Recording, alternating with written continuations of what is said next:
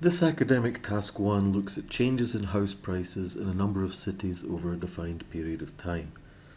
This task calls for you to write at least 150 words, and this example comes in at 197 words in total, which is fine. Now let's look at the marking criteria that Rob described earlier. First of all, let's look at task achievement. The text does highlight a number of details from the graph provided, but they're not really pulled together to give a clear and comprehensive overview of the data. As you can see here, here, and here, the data to support the description is quite vague or is missing altogether.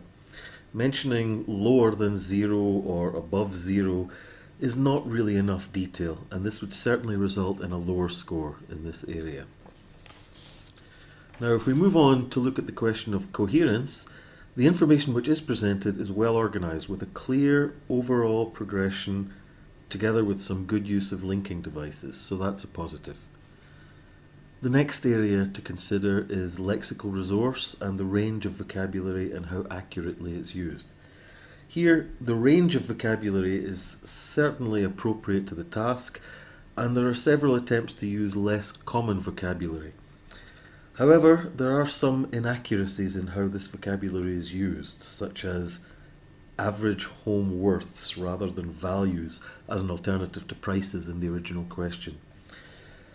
Or this repeated example of a negative deflection. This is a term commonly used in science and medicine, but not appropriate in this context. Other examples are differ in comparison from the 1989 prices rather than in comparison with, or on the average rather than on average. But the attempt to use this language is a strong positive. Finally, if we look at grammatical range and accuracy with reference to the band descriptors, we can see that while there are examples of both simple and complex sentences, they're mainly simple sentences, and the text could have been improved by making more use of complex sentences. There are occasional slips in grammar, such as 60% of the 5 cities shows, but these really don't cause any problem for the reader.